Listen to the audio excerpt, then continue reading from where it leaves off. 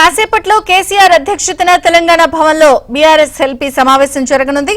రేపటి నుంచి assembly budget సమావేశాలు జరగనున్న నేపథ్యంలో సభలో అనుసరించాల్సిన వ్యూహంపై ఎమ్మెల్యేలు ఎమ్మెల్సీలకు కేసీఆర్ దిశానిర్దేశం చేయనున్నారు. అలాగే ఎమ్మెల్సీ ఎన్నికల్లో ఓటింగ్ పై ఎమ్మెల్యేలకు అవగాహన కల్పించనున్నారు.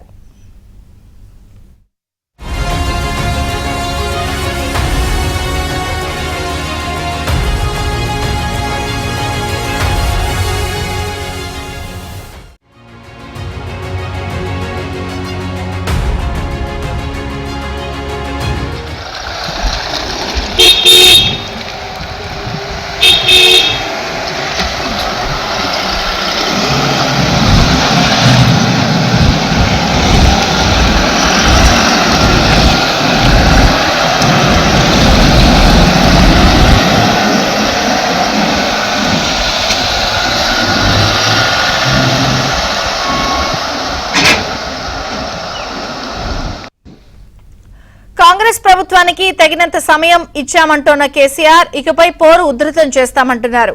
రైతాంగ సమస్యలు, ఏపీతో నీటి పంపకాలపై సభలో కాంగ్రెస్ ప్రభుత్వాన్ని ఇరుకొని పెట్టాలని బీఆర్ఎస్ భావిస్తోంది. అలాగే ఎస్సీ వర్గీకరణ, బీసీలకు 42% రిజర్వేషన్ల అంశాన్ని సభలో లేవనెత్తుతామంటోంది. అటు ప్రధాన ప్రతిపక్ష నేత హోదాలో కేసీఆర్ అసెంబ్లీకి హాజరు కానున్నారు.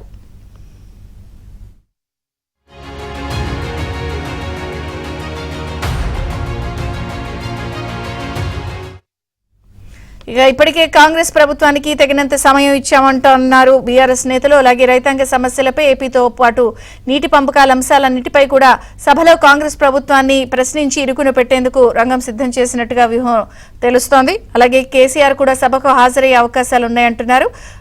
నరేష్ మా ప్రతినిధి మరిన్ని వివరాలు అందిస్తారు. నరేష్, కాసేపట్లోనే బీఆర్ఎస్ ఎల్పీ సమావేశం మాజీ సీఎం బీఆర్ఎస్ అధినేత కేసీఆర్ అధ్యక్షత తెలంగాణ భవన్ లో ప్రారంభం కాబోతుంది. ముఖ్యంగా రేపటి నుంచి తెలంగాణ బడ్జెట్ అసెంబ్లీ సమావేశాలు ప్రారంభం కాబోతున్నాయి. ఇందులో భాగంగానే ఎమ్మెల్యేలకు కేసీఆర్, ఎమ్మెల్యేలకు అటు ఎమ్మెల్సీలకు కూడా దిశానిర్దేశం చేయబోతున్నారు. సభలో అవలంబించాల్సిన వ్యూహంతో పాటుగా ఇంకొక వైపు అనేక అంశాల మీద కూడా ఇప్పుడు కేసీఆర్ ఎమ్మెల్యేలు కావచ్చు, ఎమ్మెల్సీలకు దిశానిర్దేశం చేస్తారు. అన్నిటికీ నుంచి ఈ నెల 20వ తేదీన ఎమ్మెల్యే కోట ఎమ్మెల్సీ ఎన్నికలు జరగబోతున్న నేపథ్యంలో ఎమ్మెల్యేలు ఓటు హక్కు వినియోగించుకోవడం ఒక అయితే ఇప్పటికే బీఆర్ఎస్ నుంచి 10 మంది ఎమ్మెల్యేలు కాంగ్రెస్ లో చేరారు. వాళ్ళందరూ కూడా విప్ జారీ చేయబోతున్నారు. ఇందులో భాగంగానే ఒక అవగాహన కూడా కలిగించే అవకాశం కనిపిస్తుంది. ఎందుకంటే ఒక్క ఓటు కూడా మిస్ కాకుండా బీఆర్ఎస్ అభ్యర్థి దాసోజు శ్రవణ్ను గెలిపించే లక్ష్యంగా ఈ ఎన్నికల్లో ముందుకు వెళ్లాలని చెప్పి ఎమ్మెల్యేలకు దిశానిర్దేశం చేయబోతారు. ఇక రేపటి నుంచి జరగబోతున్న అసెంబ్లీ సమావేశంలో పలు అంశాలను లేవనెత్తాలని చెప్పి బీఆర్ఎస్ పార్టీ అధినేత కేసీఆర్ ఇప్పటికే నిర్ణయించారు. ముఖ్యంగా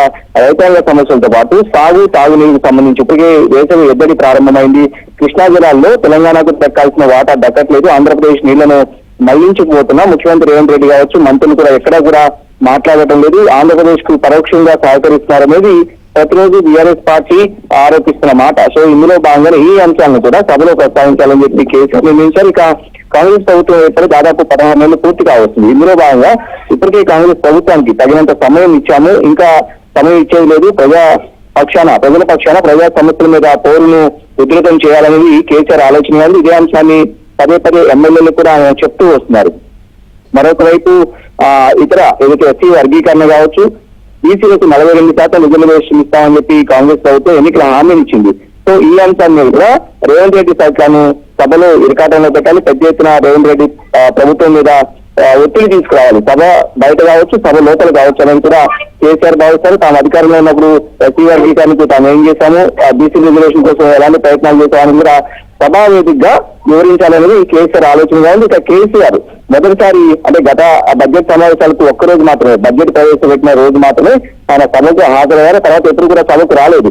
సో పదే కాంగ్రెస్ ప్రభుత్వం ఆరోపిస్తుంది సభకు కేసీఆర్ రావాలి, తనకు సలహాలు ఇవ్వాలి ప్రధాన ప్రతిపక్ష నాయకుడు అనేది. సో ఇందులో భాగంగానే కేసీఆర్ కూడా సభకు హాజరయ్యే అవకాశం కనిపిస్తుంది. ఇందులో భాగంగానే నిన్న కేటీఆర్ మాట్లాడుతూ సభకు కేసీఆర్ వస్తారు అనేది కూడా ఆయన చెప్పిన పరిస్థితి. సో మొత్తం మీద ఈ రోజు కాసేపట్లోనే బీఆర్ఎస్ ఎల్పీ సమావేశం తెలంగాణ భవన్ వేదికగా ప్రారంభం కాబోతోంది. Thank you Naresh.